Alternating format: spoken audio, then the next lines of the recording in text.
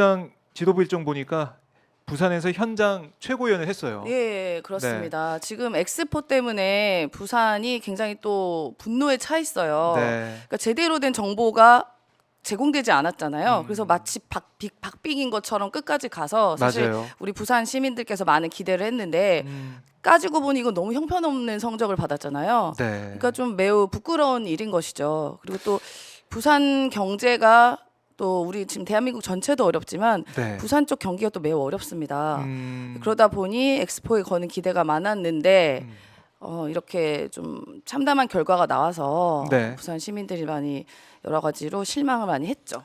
그러게요. 그래서 지금 여야 할 것 없이 부산 민심을 다독이는 네. 행보를 보이고 있는데 오늘 이재명 대표가 현장 최고위에서 하는 말은 이렇습니다.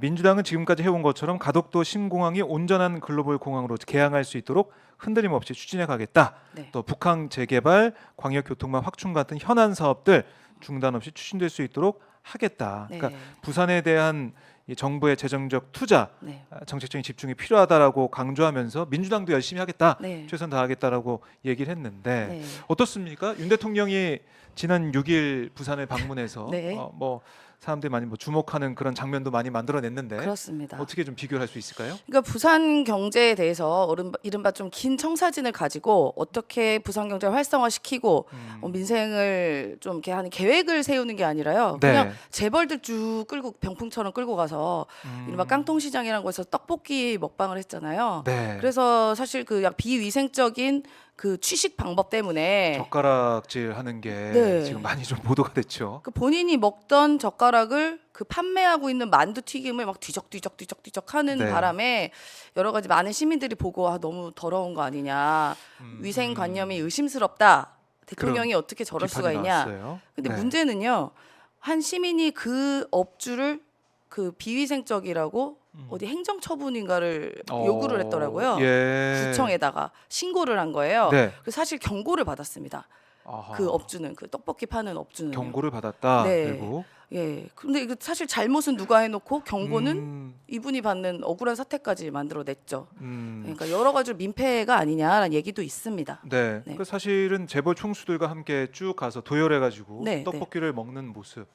그걸로 부산 민심이 좀 좋아지고 총선에 도움이 되고 이런 생각을 정말 했을까? 네. 그러니까 이런 떡볶이 먹는 장면이 비춰지고 재벌 총수까지 가서 함께 있는 걸 보면서 보수 언론에서까지 비판하더라고요. 그렇죠. 그러니까 무슨 재벌이 본인들 액세서리는 아니잖아요. 어쨌든 이분들도 경제 주체인데 가장 중요한 어떻게 보면 경제 주체인데 네. 사실 시간이 없습니다. 지금 안 그래도 우리나라 수출이나 여러 가지 경제 지표들이 안 좋은 상황에서 비상 경제를 해야 되는 상황이에요. 재벌들도. 네. 그러면은 어떻게 보면은 회의하고 어디 나가고 여러 가지로 이제 경영 활동을 해야 되는 사람들 붙잡고 그 뭐 하는 겁니까? 병풍처럼.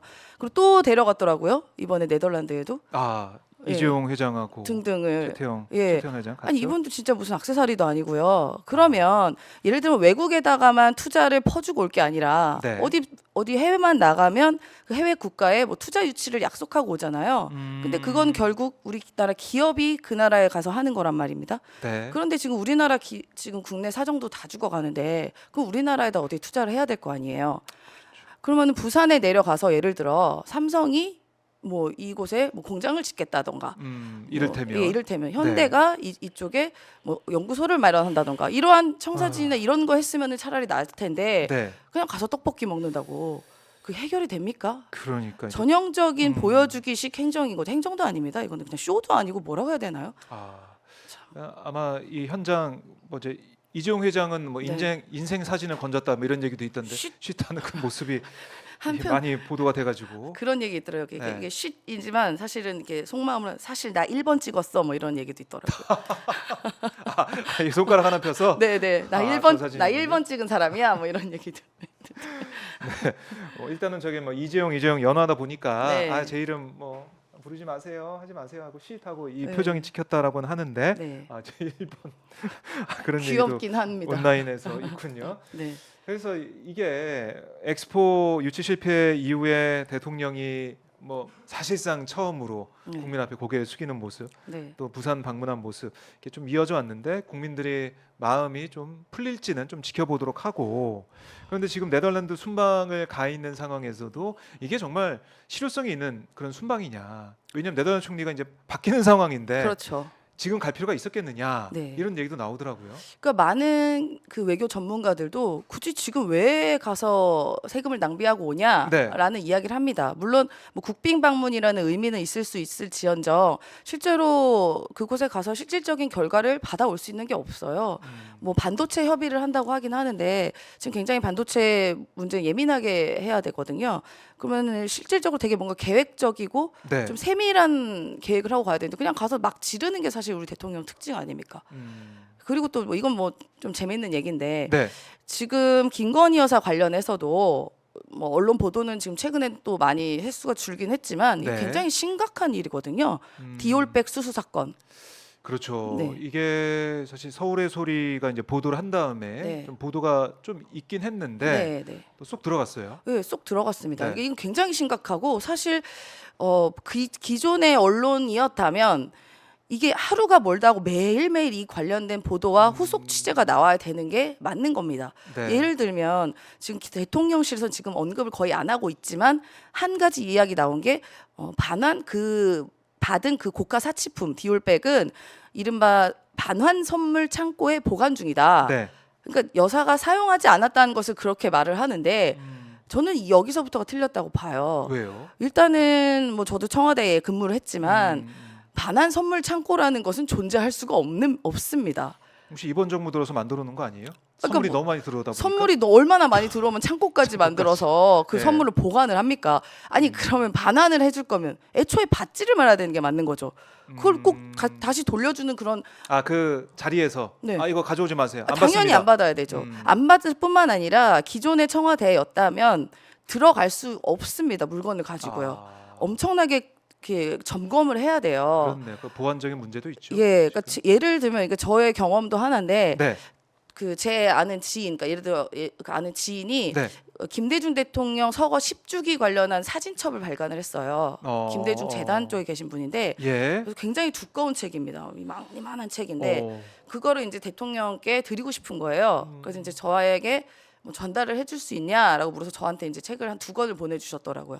근데 제가 이제 저도 잘 몰랐던 게 그냥 제가 대통령한테 갖다 주면 되는 줄 알았어요. 갖다 드리면 되는 줄 알았어요. 네. 그냥 어차피 저 대통령님 어떻게 국무회의 때도 뵙고 할 수 있으니까 절대 그게 안 되고 직원조차 경호처에 검피를 받아야 되는 거예요. 제가 그걸 다시 들고 나갑니다. 네. 선물을 들고 나가서 그 바깥에 있는 검사하는 곳이 따로 있어요. 경호처에.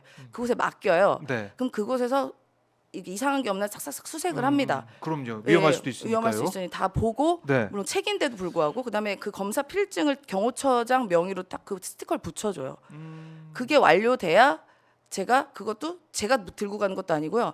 그 전달할 수 있는 곳이 따로 있어요. 그래요. 네, 시스템적으로 그렇게 돼 있어요. 그래서 그곳에 이게 이제 어디서 온 겁니다라고 이제 맡기면 네. 그게 이제 대통령께 어떤 체계적으로 이제 올라가서 실제로 가는지 아니면 중간에서 뵀는지 그러니까 어떻게 되는지 모르지만 어쨌든 그곳에서 막 절차를 지켜야 됩니다. 그래서 네. 지금 같은 뭐 디올백 같은 비싼 고가의 사치품 같은 경우는요 네. 애초에 들어올 수가 없습니다.